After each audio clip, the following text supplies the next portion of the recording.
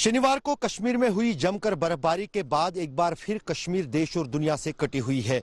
न सिर्फ जम्मू श्रीनगर राष्ट्रीय राजमार्ग यातायात के लिए बंद कर दी गई है, बल्कि साथ ही साथ शनिवार को श्रीनगर में कोई विमान नहीं उतर पाया और अब आज रविवार को श्रीनगर में रनवे पर बर्फ हटाया जा रहा है ताकि विमानों की आवाजाही मुमकिन बन सके। अगर देखें तो दशकों में पहली बार कश्मीर में इस अंदाज से भयंकर बर्फबारी जनवरी के महीने के दौरान हुई है, जो सालों तक कश्मीर में लोगों ने नहीं देखी।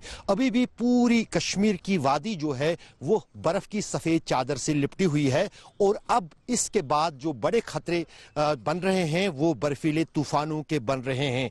जम्मू कश्मीर में प्रशासन ने पहले ही जो है बर्फीले तूफानों की चेतावनी जारी की है, खासतौर से पहाड़ी इलाकों में, और लोगों को कहा गया है वो सतर्क रहें और उन इलाकों में जहां पर बर्फीले तूफानों का खतरा है वहां पर लोग घरों के भीतर रखें।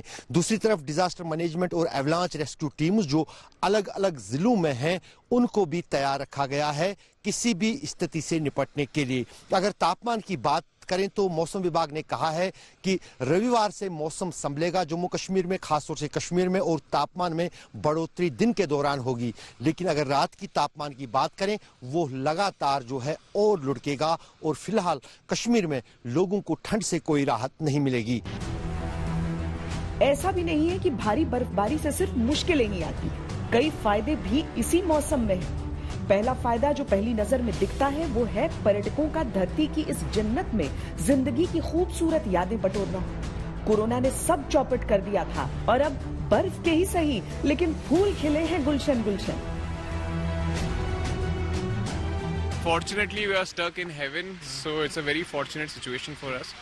You know, when you stuck in heaven, what else you want in life?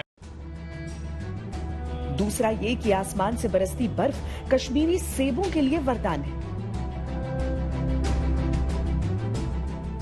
Kashmiri सेबों की अच्छी फसल के लिए -7 के लगभग का तापमान बहुत अच्छा रहता है। ठंड के मौसम में 50 दिन का समय चिलिया कला के नाम से जाना जाता है।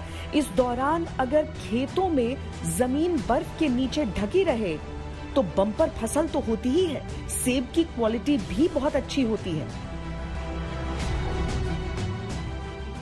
संयोग देखिए, जनवरी खत्म होने को है, मौसम सेबों के लिए हर रोज खुशगवार होता जा रहा है। कश्मीर के करीब 7 लाख परिवारों की रोजी रोटी सेब के पैदावार और व्यापार से जुड़ी है। भारत में सेब का कुल 75% कश्मीर से आता है।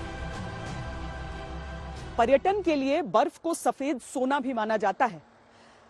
आम लोग जो यहाँ पर रहते हैं उनके लिए दिक्कतें बहुत सारी हो जाती हैं, आम जनजीवन बहुत मुश्किल हो जाता है, लेकिन बर्फबारी के ढेरों फायदे हैं। जैसे इस समय हम कश्मीर में एक खेत में खड़े हैं और खेत में अगर बर्फ इस तरीके से बिछ जाती है तो वो आने वाले मौसम में, आने वाले जो फसल का सीजन होता है उसके लिए बहुत अच्छी खबर लेकर आती है। हम आपको विस्तार से समझाते हैं कि किस तरीके से खेतों का इस तरीके से बर्फ से ढक जाना एक बहुत बड़ी खुशखबरी है यहाँ के किसानों के लिए।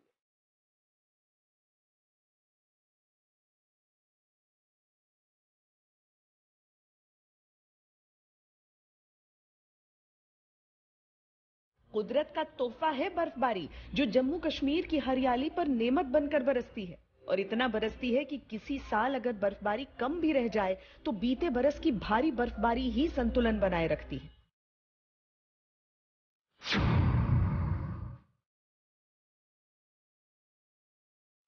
बर्फ की चादर जमीन की मिट्टी के लिए एक इंसुलेटर का काम करती है, जिससे जमीन के अंदर मौसम की ज्यादा ठंड नहीं पहुंच पाती और पेड़ पौधों की जड़ें खराब होने से बच जाती है।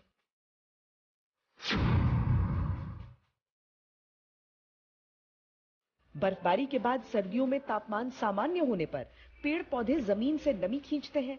बर्फ पिघलने पर पानी से मिट्टी के अंदर की नमी बरकरार होती है, जिससे पेड़ पौधों को फायदा पहुंचता है।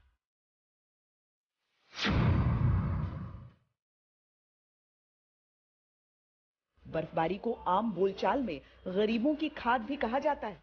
बर्फबारी के दौरान वातावरण में मौजूद नाइट्रोजन स्नोफ्लेक्स के साथ मिलकर जमीन में पहुंचती है और प्राकृतिक खाद का काम करती है।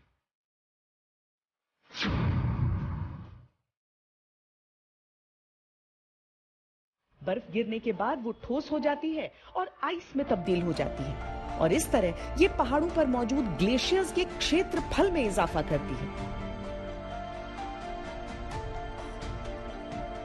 सफेद बर्फ न जाने कितने रंग जोड़ती है आम कश्मीरियों और बाकी भारत के लोगों की जिंदगी में, और यही बर्फ सब्ज रखती है कश्मीर के हरियाले दामन को।